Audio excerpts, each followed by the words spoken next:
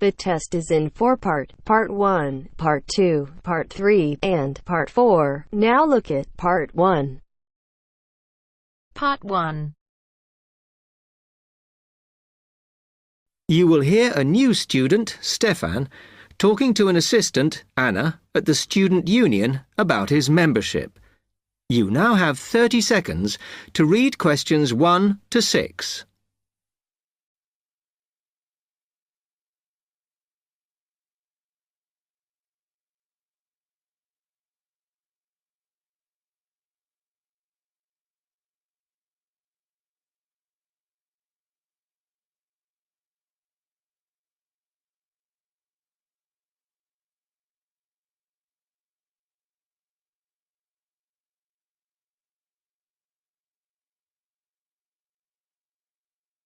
Hi, can I help you? Yeah, I hope so. This is the first time I've been down to the union. I'm a new international student, and I just wondered what to do. Oh, right. Well, normally we ask international students to fill out this form, and we put your details on the wall by reception. Then other students can contact you. It's a way for everybody to get to know each other. It can be a bit lonely otherwise. Oh, I see. What's your name? I'm Anna, by the way. It's Stefan Unger. OK, well, just write that there, next to name, and then fill in the rest. Right. What does it mean, degree program? Oh, just if you are an undergraduate or a postgraduate. Or maybe you're just here for a short course? I'm a postgraduate. Do I need to say what in? Not really. It's too much detail. But you should put your department, so people who have the same interests or problems as you can get in touch. So I'm studying marine construction, so for department, do I put down the science faculty then? Just your actual department. That must be engineering, no? Oh, I see, yes. Then if you list what you like doing in your free time, not that we ever get any when we're studying, and maybe you can meet up with someone socially, or to join a club or something. Well, I like lots of things.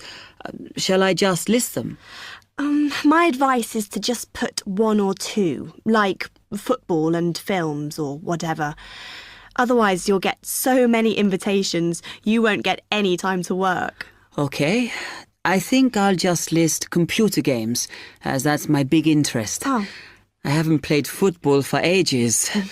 I may start to play once I get settled. Now, let's see. Next thing is languages. Yes, we find many of the international students get a bit tired of speaking English all the time. Sometimes they like to speak to someone in their own language.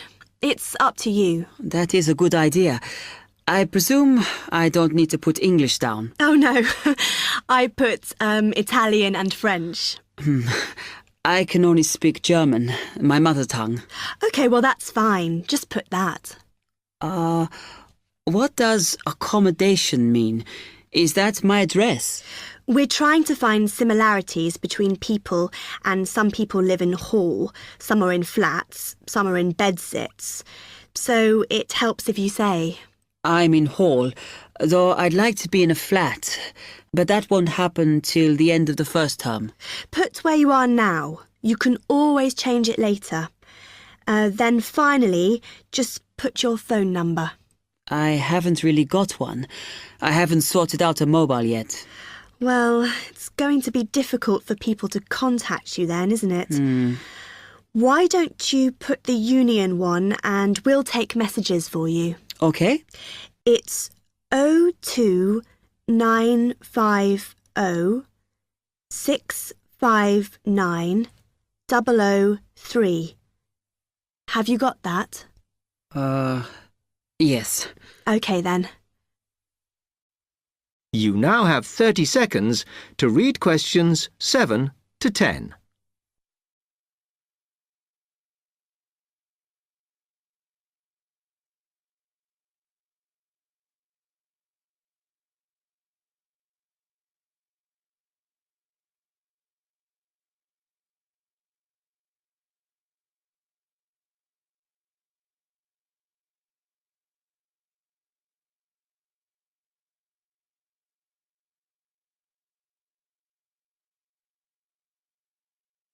Oh, I had a couple more questions about the services you've got here.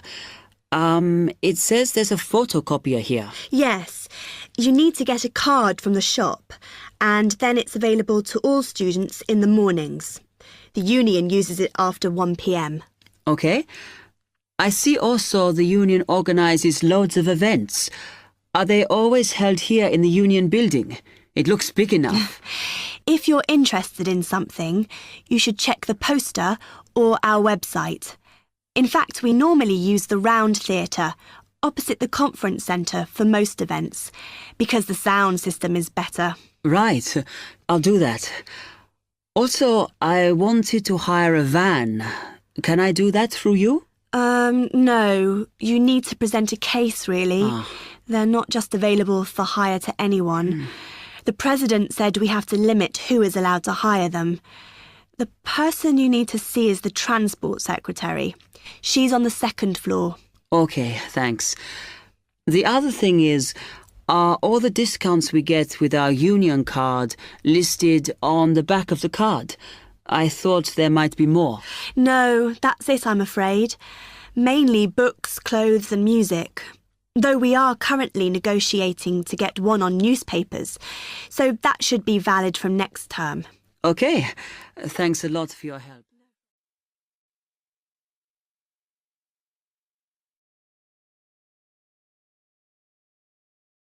That is the end of part 1. You now have half a minute to check your answers.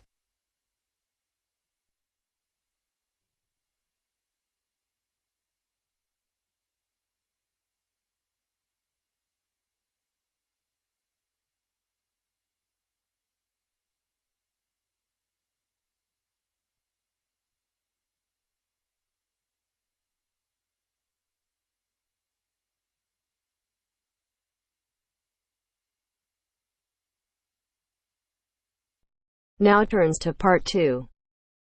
Part 2.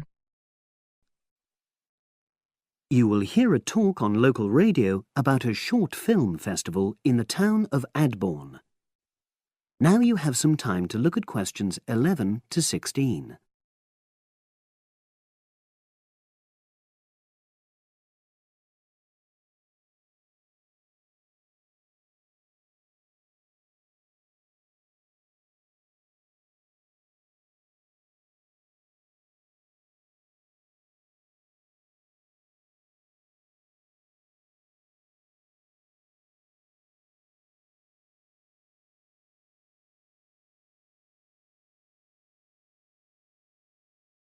Now listen and answer questions 11 to 16. Today we're pleased to have on the show Fatima Johnson, who is the organiser of the Adborn Film Festival. Welcome, Fatima. Hello. Can you tell us a bit about the background to the festival and what it brings to the town? Well, the festival was started in 1996 by the then Mayor of Adborn, Joanne Smith. She wasn't a filmmaker herself. She'd actually been a very energetic tourism development officer for many years. But Adborn had run a classical music festival, which had been becoming less and less popular in recent years. Joanne was looking around for something to replace it and to use funds allocated to it to promote something which local people can enjoy. Great. So tell us about the festival nowadays. Well, it's held in the last 2 weeks of August every year, and short films from all over the world are shown in 3 places, in the theatre and our 2 cinemas. Several films are shown in 1 performance, and the whole thing lasts about 90 minutes. Tickets are very reasonably priced. Under 12s used to get in for 50p, but now we charge just £1, which is still very good value. £1.50 for students and £2.50 for everyone else. Performances are advertised all round town and also on our website, www.adbornfest.com. If you're interested in attending any performance, you can buy tickets online, of course. And you can also get them in the library, which is right next to the main shopping area. I'm afraid this year tickets are no longer available from either of the two cinemas because of restricted opening times. I understand you also run a film competition? Yes, for under 18s. We have a different theme every year. Last year, for example, the theme was Future Planet, and the winner was a 10-minute documentary encouraging youngsters to be more aware of environmental issues, focusing on getting school kids to cycle to school instead of going by car. This year, the theme is Sporting Nation, so there'll also be lots of ideas to choose from. Now, we're always on the lookout for new local talent, so if you live in the Adbourne area and are under 18, you should have a go. We have an excellent prize every year donated by local businesses, shops, hotels, etc. This year, you can win a high-spec movie camera worth over £800. Application forms are on the website, and the deadline for sending in your film to enter the competition is the last day of July. It's May now, so you'll have the whole of June to be working on it. Now you have some time to look at questions 17 to 20.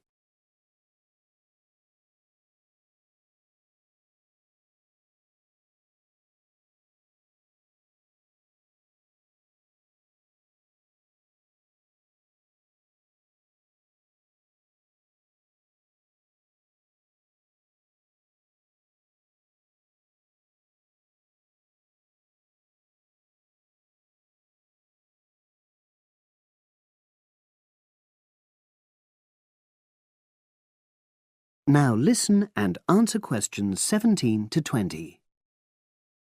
And what are the judges looking for?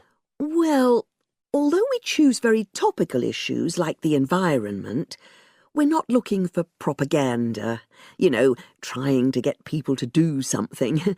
Instead, we're looking for a new angle, a fresh way of looking at a theme. And of course, because it's a short film festival, it's not really about a fully worked story with well-rounded characters. It's more about good photography, conveying things visually. And who judges the films? A panel of 3 people who know a lot about film. We've used the same judges for many years, and we're very happy with their expertise. One thing we probably will change next year, though, is we want to add another class and another prize for older filmmakers. We'll keep it at a maximum of 10 minutes, though. The length works well for our festival. We also want to use different venues for the film shows, such as community centres and at least one school. It might make performances more accessible to a wider audience. We did explore the possibility of having late-night showings, but that's unlikely to happen in the coming year. So, as I say, if anyone's interested in submitting a film for our competition, go onto our website and you'll be able to access everything.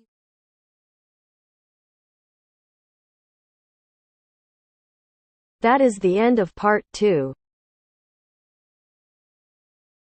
You now have half a minute to check your answers.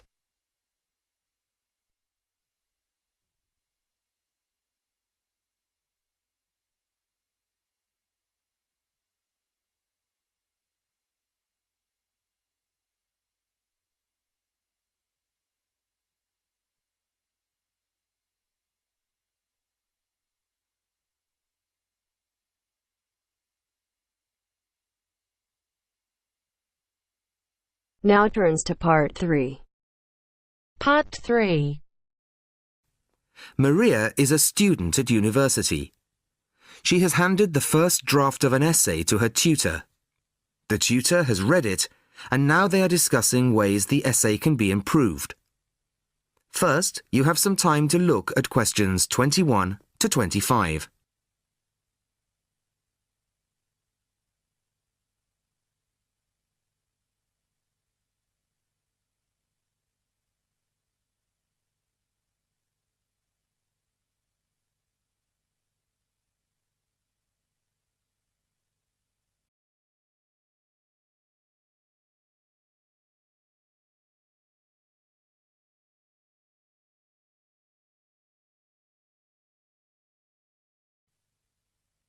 Listen carefully to the first part of the conversation and answer questions 21 to 25.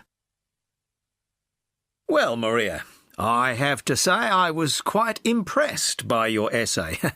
It's a big improvement on the last one. Really? I'm glad. I put a lot more work into this one. I really spent ages on it. And it shows. You've addressed most of the problems I pointed out last time. In particular, the style and language are much more appropriate for an academic essay. So that aspect is okay? Absolutely. If you carry on like this, you shouldn't have any significant problems in that department. That's a relief. I've been quite worried about that, although I've been reading a lot of other essays to try to get the right style. Well, I'd say you've been successful. There are just one or two minor things you could look at. Your punctuation's quite basic. It's really just full stops and commas. And parentheses. Brackets? Yes, brackets if you prefer. In academic writing, these are best used only occasionally, if at all. You use them rather too often. Okay, I see. And I'm sorry to mention it, but your spelling. I know. But I'm working on a foreign computer. The spell checker doesn't work for English. Are you sure? Have you tried changing the setting to English? No, I haven't. Well, I should see if that's possible. I haven't marked you down this time, but, well, some of my colleagues are a bit old-fashioned about spelling. I'd try to get that sorted out if I were you. Okay, I understand. I'll try to change the setting. Before you hear the rest of the conversation, you have some time to look at questions 26 to 30.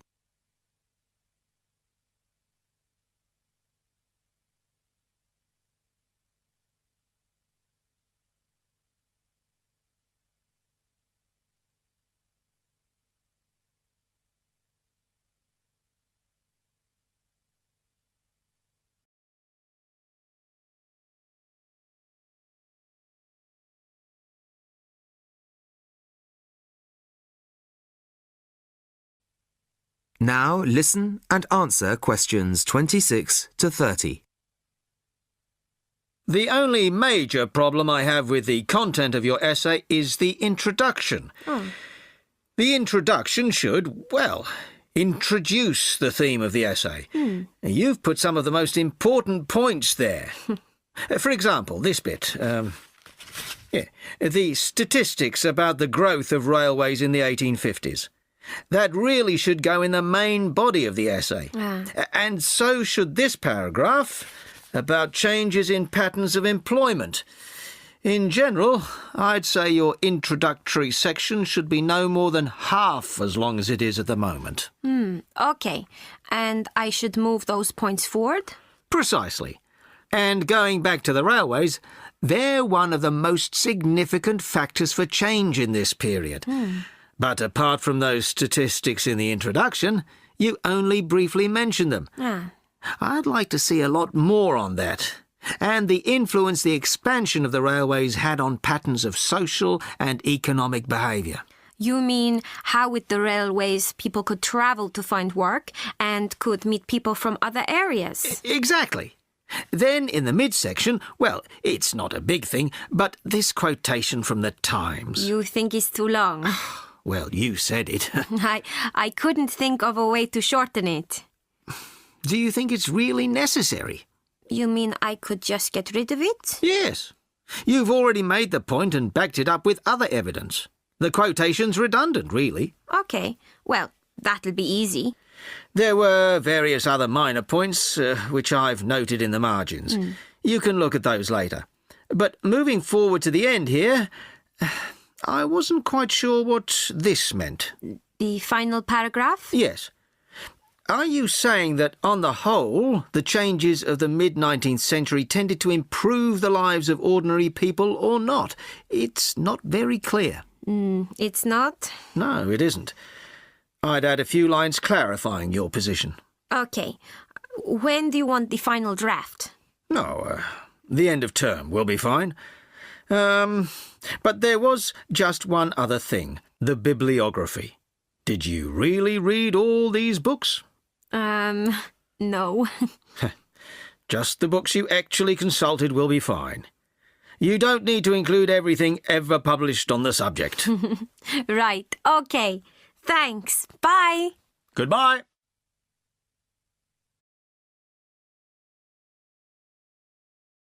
That is the end of part 3.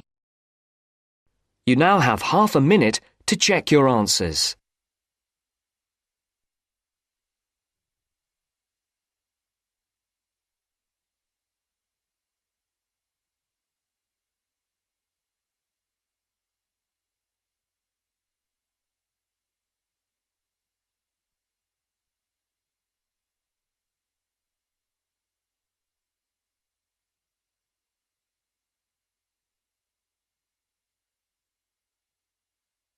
Now turns to part 4.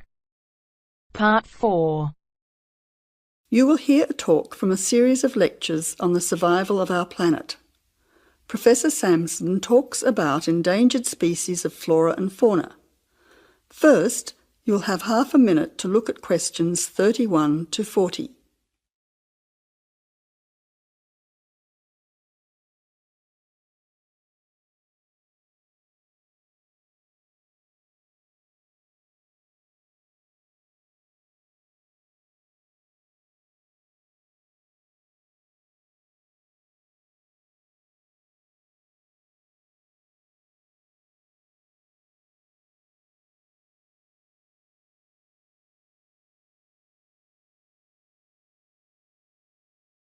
Now listen carefully to the talk and answer questions 31 to 40. Good afternoon, ladies and gentlemen. Today's topic in this series of lectures on our planet is about ensuring the survival of our very important plant and animal species. In this lecture, I want to discuss one way that we can do this. No one will ever see a huge dinosaur thundering through the forest. No one will ever see a paradise parrot flash its rainbow colours across the sky. The fact is that many animals and plants have been wiped out. Sadly, they are extinct. It is too late for them. Extinction is forever. We can't do anything about the species that have already disappeared. But today, there are many animals and plants that could still become extinct in the future if we do not act now. They are endangered. The African elephant and rhinoceros have become endangered because of the value of their tusks. Australian parrots and reptiles are smuggled onto planes because certain people in other countries are prepared to pay thousands of dollars for them. And there are many other species around the world that are endangered because they no longer have a place in which to live and reproduce safely. The main cause of extinction is the destruction of habitats. A habitat contains all that a living thing needs to survive: space, light, water, food, shelter, and opportunities for reproduction. The population of the world is growing rapidly, and this is placing great demands on land and resources for housing and for growing food. When vegetation is cleared and swamps are drained for agriculture, mining and suburbs, or when rivers are dammed to store water, plants are destroyed and animal life is threatened. In other words, humans are changing and destroying the habitats of animals and plants, which is in turn reducing their chances of survival.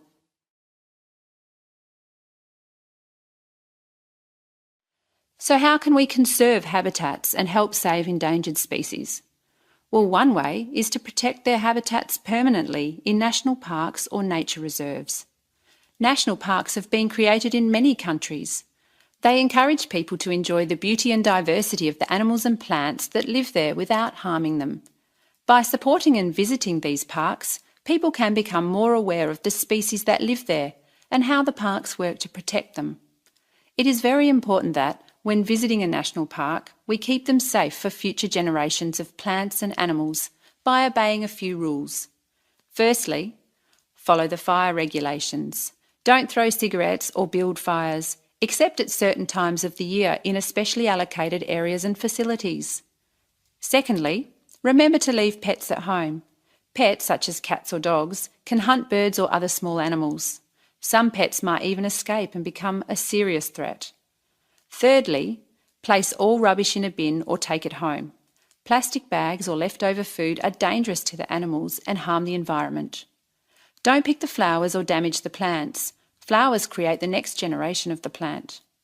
Also, for the same reason, birds' eggs must be left in their nests. The loss of species in the past is sad. However, there is hope for the future.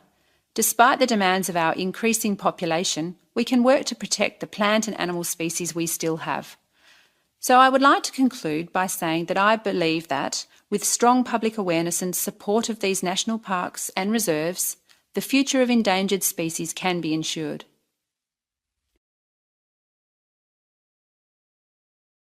That is the end of part 4.